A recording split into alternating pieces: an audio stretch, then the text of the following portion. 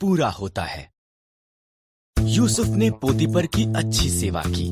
पोतीपर की पत्नी ने चाहा कि यूसुफ परमेश्वर के विरुद्ध पाप करे।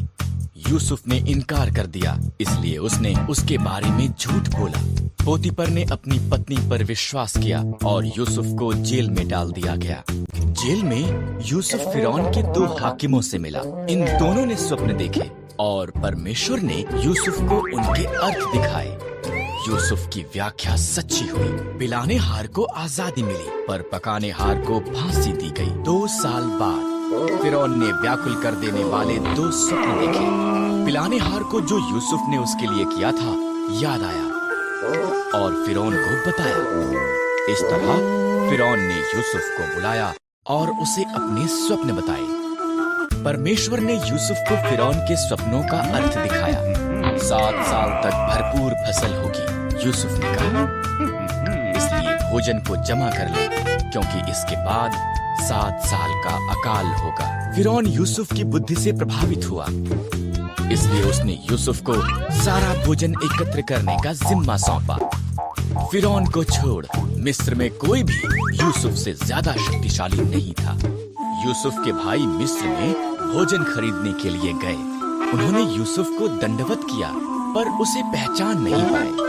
जब उसने देखा कि वो बदल चुके थे, तब उसने उन्हें बताया कि वो कौन था। भाई भयभीत हो गए थे। तुम लोगों ने मेरे लिए बुराई का विचार किया, यूसुफ ने कहा, परंतु परमेश्वर ने उसे भलाई के लिए प्रयोग किया। हमारे पूरे परिवार को मिस्र में ले आओ, हमारे पास खाने के लिए भरपूर होगा। 2 भाग होते और दीवारें गिरती हैं। मूसा ने 12 भेदिए को वायदे किए देश में भेजा। उनमें से 10 ने कहा, हम वहाँ के लोगों को कभी भी हरा नहीं सकते। पर यहोशू और कालेब ने कहा, परमेश्वर की सहायता के साथ हम इसे कर सकते हैं। डरे हुए लोगों ने 10 भेदियों की बात पर विश्वास किया। परमेश्वर ने कहा, यहोशू और कालेब के साथ केवल तुम्हारी संतान ही वादा किए देश में प्रवेश करेगी। इस तरह उजाड़ में 40 साल के बाद अब ये समय था। यहोशू ने 2 भेदियों को यरीहो में भेजा। वो राहाब नाम की एक स्त्री से मिले, जिसने उन्हें छिपाया और दीवार से नीचे उतरने में सहायता की। उन्होंने उसे और उसके परिवार को बचाने का वायदा किया।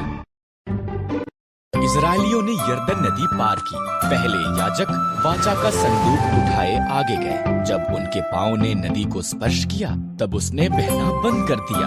हर कोई सूखी भूमि से होकर निकल गया। आगे यरीहो था। परमेश्वर ने यहोशू से कहा, 6 दिन तक यरीहो के चारों तरफ दिन में 1 बार घूमना, तब 7वें दिन 7 बार चक्कर लगाना, नरसिंहों को फूंकना, जय जयकार करना, दीवार नीचे गिर जाएगी। यहोशू ने परमेश्वर पर भरोसा किया। जैसा प्रभु ने कहा, उसने वैसा ही किया। दीवारें गिर गए। उन्होंने शहर को कब्जे में ले लिया। राहाब बच गई। परमेश्वर के लोगों ने वादा की हुई भूमि को कब्जे में लेना आरंभ किया।